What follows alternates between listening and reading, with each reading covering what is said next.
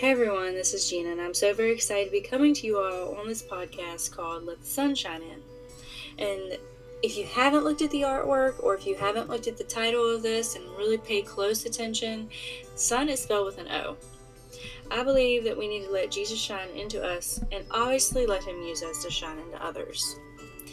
So that is why we are now called Let the Sun Shine In. And honestly, the sunflowers also, let me just use a little analogy here, and I'm going to use this in every podcast from now on, so you're going to hear it multiple times and it's really going to sink in. So sunflowers are my favorite flower, and they're called sunflowers because they follow the sun. So throughout the day they will be in different positions. So the head of the sunflower in the morning will be towards the morning sun, the afternoon sun, the evening sun, and that just amazes me. I mean, I've always loved sunflowers because they're big and beautiful, but I also gained more of a love for them as I found out why they do what they do, why they're called what they're called, and we should be like sunflowers. The sun being God and Jesus, we should follow them throughout the day, just like the sunflower follows the actual sun. So I think that's a pretty cool analogy, and I wanted to thank my mom for helping me come up with this one because she's awesome. But anyways, let's get into the podcast.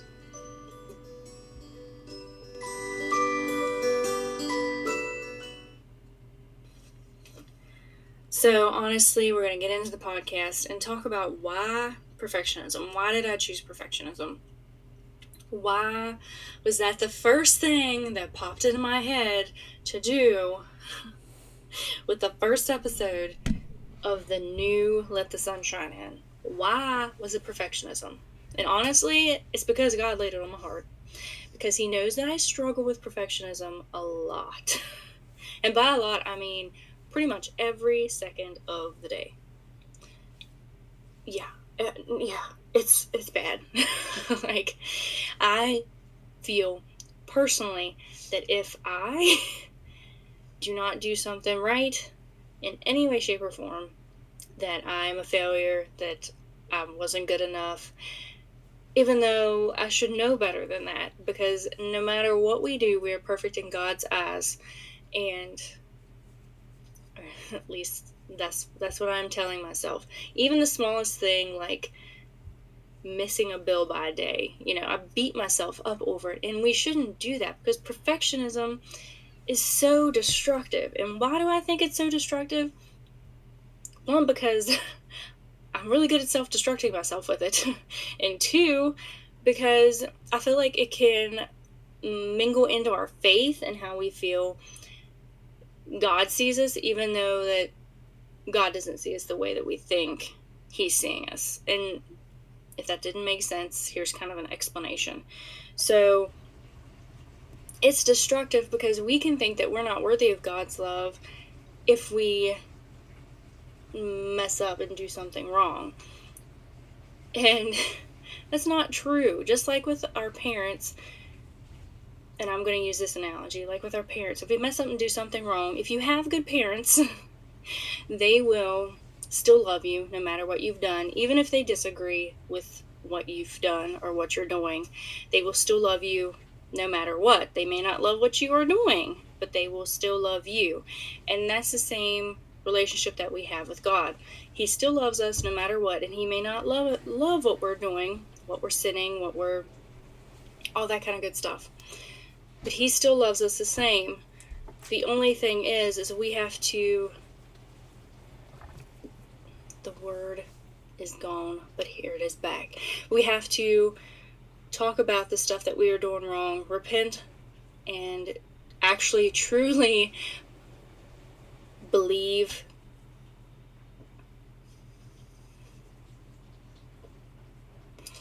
but what we have to do when we repent is actually be truthful in our repentance, like actually feel bad for our actions and actually want to change. And just like with your parents and with God, they know if you are truthfully sorry for your actions, if you are truthfully going to change or trying to change, and that kind of thing.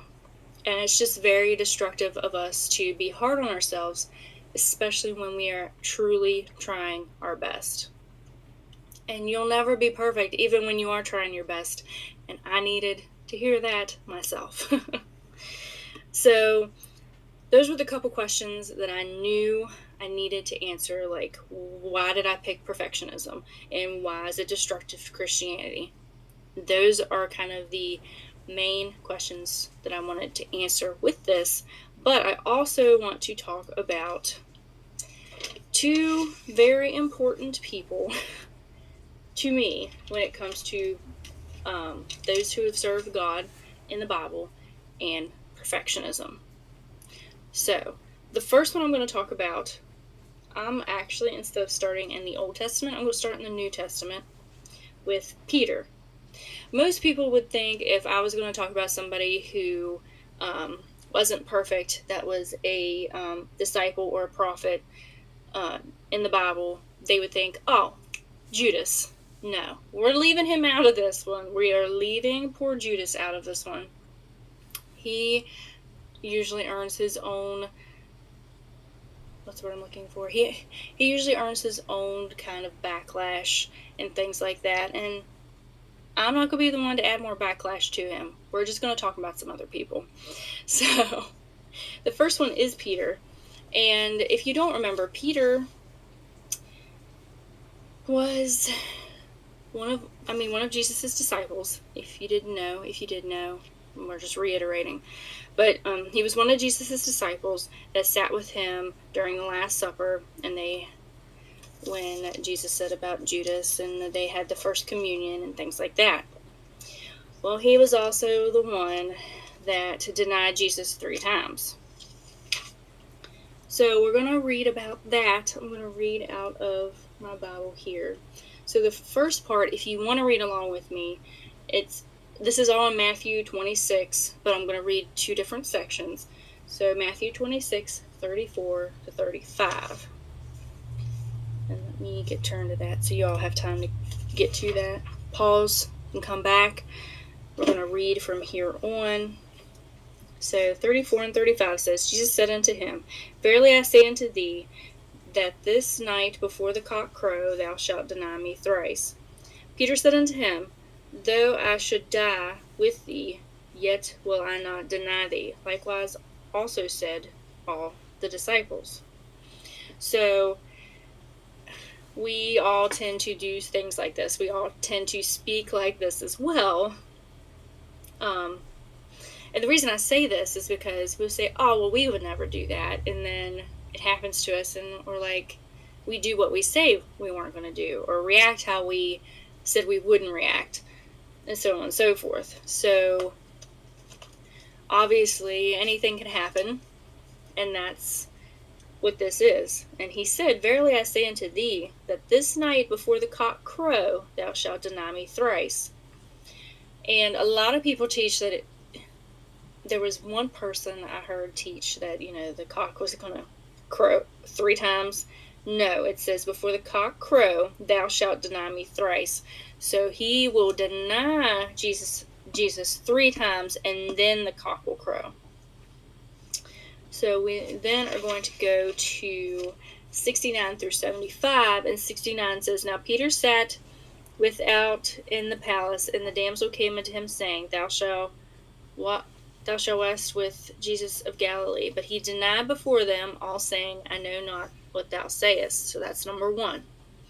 And when he was gone out into the porch, another maid saw him and said unto them that were there, This fellow was also with Jesus of Nazareth. And again he denied with an oath, I do not know the man. That's twice. And after a while came unto him they that stood by, and said to Peter, Surely thou also art one of them, that thy speech bewrayeth thee. Then began he to curse and swear, saying, I know not the man. Immediately the cock crew. And that was the 3rd time. And Peter remembered the word of Jesus, which said unto him, Before the cock crow, thou shalt deny me thrice. And he went out and wept bitterly. And that 3rd time, you could tell he was getting frustrated, because it said, he began to curse and swear, saying, I know not the man. And immediately the cock crew. So after the third time, he did more than just deny. He also cursed, and then denied him. So, and Peter was one of the other disciples that was kind of up there with like John and them with Jesus. And even those of us who have the thickest faith, the most faith that we think that we could have, can still slip up, just like Peter. And he, as it said, he went out and wept bitterly. But as we continue on in the Bible and see what Peter does, he still does great things for God and Jesus and spreading the word across the continents and things like that. So we can't be so hard on ourselves when the disciples that walked with Jesus, several of them were not perfect either, but they went on to speak the word and to preach and to spread the gospel. Nobody is 100% perfect, and we all need to remember that. So as you may have guessed or you may not have guessed, the one in the Old Testament that we're going to talk about is Moses. And Moses started out life pretty good. He was put in a basket and floated, down the river. An Egyptian princess picked him up and raised him as he would be her own. And this is during a time when there was a law out to kill the young Hebrew boys when they were born. So his mother was saving his life, and God blessed him that he ended up floating up the river when the princess was there. But he got older, and when he got older, in Exodus chapter 2, verses 11 through 15, this happened. And when it came to pass in those days when Moses was grown, that he went out unto his brethren, and looked on their burdens, and he spied an Egyptian smiting an Hebrew, one of his brethren. When he looked this way and he looked that way, and when he saw that there was no man, he slew the Egyptian and hid him in the sand.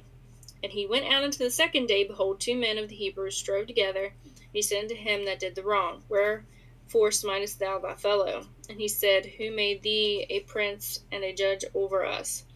Intendest thou to kill me as thou killedest the Egyptian? And Moses feared and said, Surely this thing is known. Now when Pharaoh heard of this thing, he sought to slay Moses, but Moses fled from the face of Pharaoh and dwelt in the land of Midian. So we're starting off here with Moses in his adult life. The first sin that he commits is murder. Obviously that doesn't, in the humanly eyes, make anyone perfect, but we go to chapter 4, verses 10 through 14, when God is speaking to him from the burning bush. He also says this. It says, And Moses said unto the Lord, O Lord, I am not eloquent, neither heretofore, nor since thou hast spoken unto thy servant, but I am slow of speech and slow of tongue. And God said unto him, Who hath made man's mouth? Or who maketh the dumb or deaf or the seeing or the blind? Have not I the Lord? Now therefore go, and I will be with thy mouth, and teach thee what thou shalt say. So at that point, even with a little bit of faith, you were like, oh, okay, God's got me. But, let's see, and he said, O my Lord, send, I pray thee, by the hand of him who thou wilt send. And the anger of the Lord was kindled against Moses, and he said, Is not Aaron the Levite thy brother? I know that he can speak well, and also behold, he can cometh forth to meet thee, and when he seeth thee, he will be glad in his heart. So obviously God got angry because Moses was putting out yet another excuse and trying to, I guess not really bad with him, but kind of, what's the word I'm looking for? Kind of go back and forth on this deal here, because he didn't want to speak, he didn't want to talk, and he may have been slow of tongue and had speech issues, but the Lord said, I will be with thy mouth and teach thee what thou shalt say. So if you got the Lord behind your mouth and speaking, I'm pretty sure it's going to be powerful and not slow. and everybody's going to hear it. But Moses had that fear, or at least in my opinion, I think he had that fear of, one, being the one to deliver the Israelites out of Israel and to speak to Pharaoh, but two, also to speak during something that important. And I mean, public speaking is hard. I don't do the best at it, and I know that my podcast will never be, me having perfect speech or perfect sentences or perfect anything. And that's another thing that I'm working on trying to get over. But if God was going to be with him, then, and with his mouth, and teaching him, what to say and that kind of thing, then I feel like there should have been a little more faith in that. Or at least I think for me, and I can't say that, like with Peter, that I would have reacted any different, but I would hope and pray that I would have, because I would feel like I was a little bit safer with God using my mouth and using my tongue, using my voice to speak, and not me just using my voice. I get, if that makes sense. But we're also going to go to one last thing, and we should all know this story of why Moses was not allowed to go into the promised land, he or Aaron. But what they did for that, and I had totally wrote down the wrong number at first. So we're going to Numbers chapter 20, and it starts in verse 10. Once I get there, I will read it. Alright, so it says, And Moses and Aaron gathered the congregation together before the rock, and he said unto them, Hear now, ye rebels, must we fetch you water out of this? So before that, let me give you a little background here. So it says, let's see. Actually, let me read all of 20.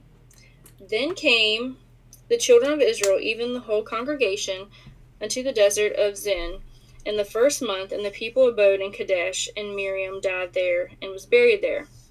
And there was no water for the congregation, and they gathered themselves together against Moses and against Aaron. And the people chode with Moses, and spake, saying, Would God that we had died when our brethren died before the Lord. And why have ye brought up the congregation of the Lord into the wilderness, that we and our cattle should die here? And wherefore have ye made us to come up of Egypt, to bring us unto this evil place? It is no place of seed, nor figs, nor of vines, or pomegranates, neither is there any water to drink. Moses and Aaron went from the presence of the assembly into the door of the tabernacle of the congregation, and they fell upon their faces, and the glory of God appeared unto them. The Lord spake unto Moses, saying, Take thy rod, and gather thou the assembly together, thou and Aaron thy brother, and speak ye unto the rock. Speak ye unto the rock, so pay attention to that. So that thou give the congregation and their beasts to drink. And Moses took the rod from before the Lord, and he commanded him. And Moses and Aaron gathered the congregation together before the rock, and he said unto them, Hear now, ye rebels, must we fetch you water out of this rock? And Moses lifted up his hand, and with his rod he smote the rock twice. And the water came out abundantly, and the congregation drank, and their beasts also. And the Lord spake unto Moses and Aaron, Because ye believe me not, to sanctify me in the eyes of the children of Israel, before ye shall not bring this congregation to the land which I have given them.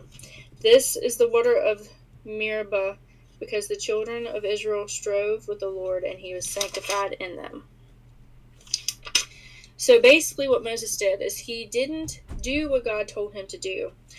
God told him to speak unto the rock before their eyes, and it shall give forth his water, and thou shalt bring forth to them water out of the rock. So thou shalt give the congregation and their beasts to drink. But what Moses did was he lifted up his hand, and with his rod he smote the rock twice, which, between those two scenes, if you see somebody speak to a rock and the water comes out and they speak, the Lord's name, they know it's the Lord. But Moses hitting the rock twice, he basically took what he did was that he took it away from God, and he made it that it was himself, that it wasn't that it wasn't God doing this, and he completely disobeyed what God said, and it made it, if you imagine the scene, just imagine that, Moses lifts up his hand, and then with his rod he smote the rock twice. It looks like Moses was the one that did it and not God. And it's not just the fact that he deliberately disobeyed what God said, but it also made it look like that Moses was taken over for the glory of what God did and and that it wasn't, God, even though it was. So that Moses was a great man, and throughout the Bible that speaks about him and different stuff like that, he did do great things through God. Well, no, God did great things through him, and he could have done great things even before God used him, and before the murder. He could have done great things then, but without God working through him, he couldn't be as great as he was. And at this point in Numbers, where it talks about them complaining about the water again, honestly, he probably got fed up. He got fed up and he was angry, and he let that take over. I mean, at this point, I don't know how he didn't get fed up and angrier sooner than he did. I mean, he gets angry at times, but I mean, really, really angry. It had to be God. It had to be God giving him some kind of patience, because there's no way. There is just no way. But I digress. So hopefully you guys enjoy this episode on perfectionism and why it can be detrimental. Like with Moses, it took his promise away from the promised land. He was not perfect, but he was still a great man of God. Even though his actions took away some of the things that he was going to be allowed to do, he was still a great man of God, and he was still blessed in other ways. And like with Peter, he was not perfect, even though he thought he was. And it came to be proven when he denied Jesus 3 times, and it came true like Jesus said. But as a Christian, we should strive to do the best that we can, and to do the things that we know that are godly and line up with God's our purpose that God has lined up for us, as well as our belief and our faith. And that even if we stumble and fall, and we truly mean it when we come back and repent, that we are still perfect in God's eyes, even though he may have not liked what we did. And so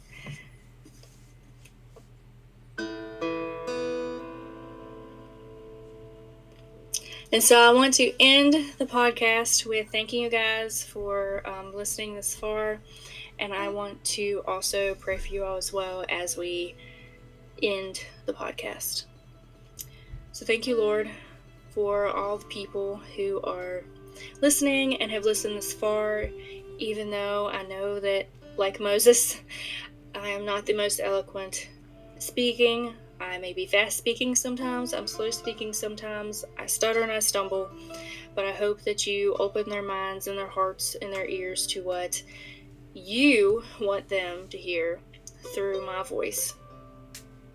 And let them realize that it is you speaking, God, and not just me speaking. I thank you for the opportunity to start doing this again, and that I was able to get back into doing this for your glory, God, not my own. And I pray that you touch every single person that has listened this far and are praying along with me. I pray good health on them, God. I pray that they get the healing that they need, that they get the guidance that they have been seeking. I pray that you reach down and you touch them, and you just put a new purpose in their life, God. And I pray that they feel your love, God, that they feel your guidance, and that they follow your voice, that their ears hear your voice and see your doings, and that you use them, God, for the reasons that only you know, God, and that they shine light on you, God, and they help spread the word. And I just thank you, God, for everything that you do for all of us and all the blessings. And I pray that you be with those that are hurting, that are mourning, that are grieving, that are hurting, God, those who have lost loved ones, those who feel like they've lost themselves, those that are struggling, God, with only things that only that you and they know. And I pray that you reach down and touch them and guide them and hold their hand and just lead them in the way that they need to go, God.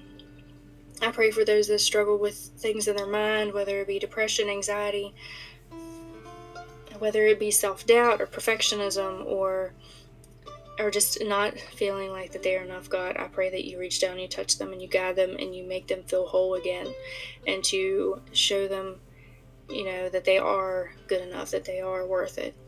And I just thank you, God, and pray blessings upon everyone who listens to my podcast. And then I pray that you bless me, God, along with all of this, because